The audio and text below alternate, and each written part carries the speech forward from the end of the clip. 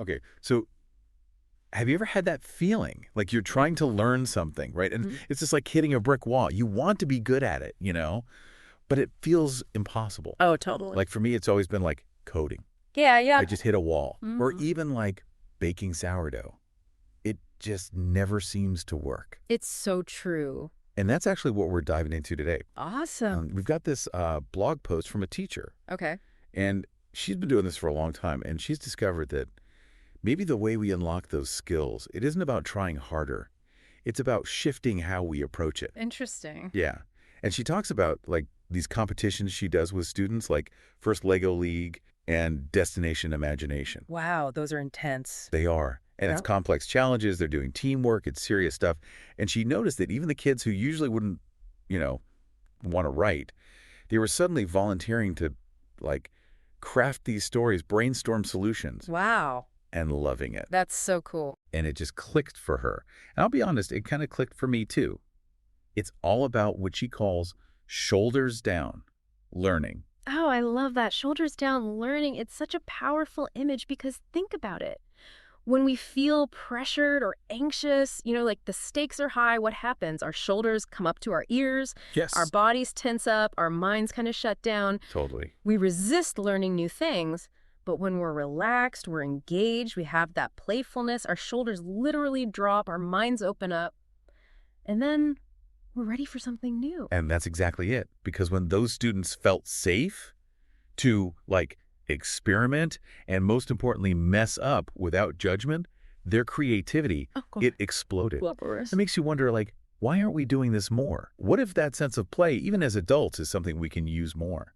It's so true. And you see it in other parts of life, too. She actually compares it to karaoke. Oh, tell me about it. She was saying how much she dreaded singing alone in a formal class, but then give her a wooden spoon karaoke night with friends, belting it out. Oh my gosh, yes. I am the same way. I'm like, put me at a karaoke bar right now. I'm there. Exactly.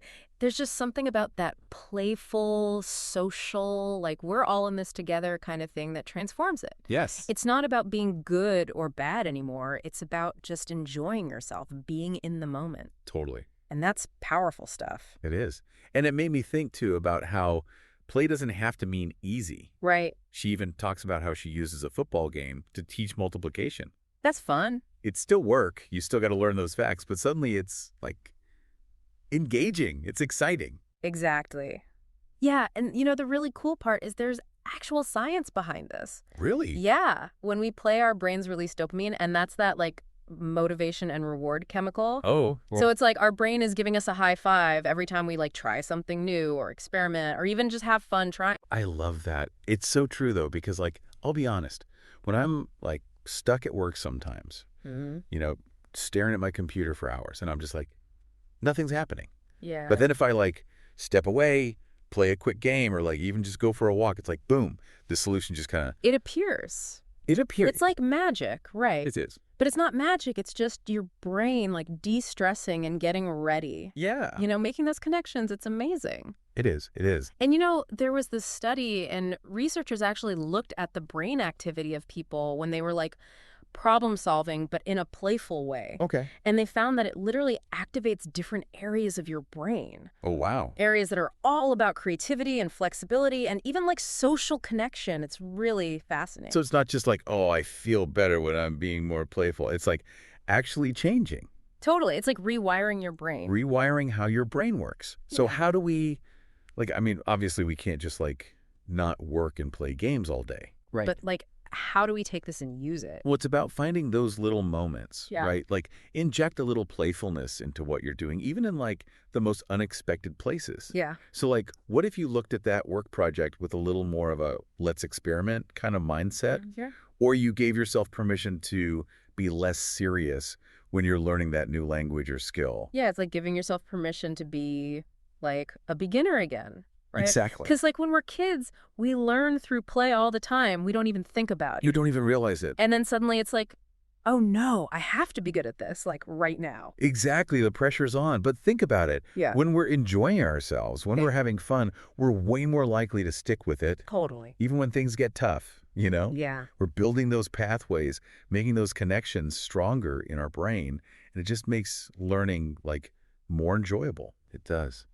Something else she talked about in this blog post that really resonated was how she uses, like, healthy competition with her students. Oh, interesting. And I know some people hear competition, they're like, wait, I thought we were talking about play. Right, right. But she said, when it's done right, competition can actually make things more playful Totally. and be really motivating. It's the spirit of it, It's not about putting anyone down. It's about challenging yourself, pushing yourself further, being more creative. Yeah. It's like when you have a really good game of like basketball with your friends or a board game night. It's playful, but it brings out the best. It does. And it's like she was saying how these Destination Imagination teams would get so into it. They'd have the hats and the cheers and like the whole thing. Oh, They were embracing it.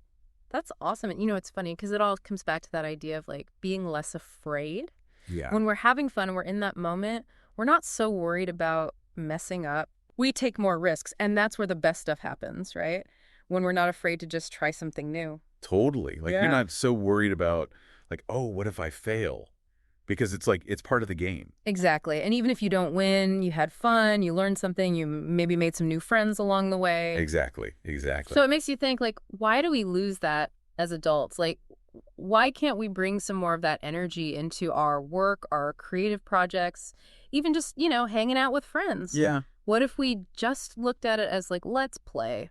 That's honestly like the biggest thing I'm taking away from this whole deep dive. It's not about like, oh, forget hard work. Right. It's more about how can we shift how we're looking at this? Yeah. Learning doesn't have to be stressful. It can be like exciting and fun and something you actually look forward to. Absolutely.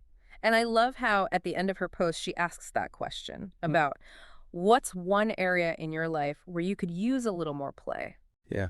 It makes you stop and think, right, what have I been putting off? Because it just seems like too much. Right. Maybe it's time to finally, I don't know, learn that song on the guitar or like try that pottery class, whatever it is, right? Yeah, and just remember, it's not about being perfect. It's about just going for it, experimenting, even messing up a little. Yes. That's how we learn. That's how we grow. So like that's the challenge, right? How can you, listening right now, bring a little more play into your life this week? What can you approach with a little more like curiosity and joy rather than pressure? Go unlock that learner because they are waiting for you.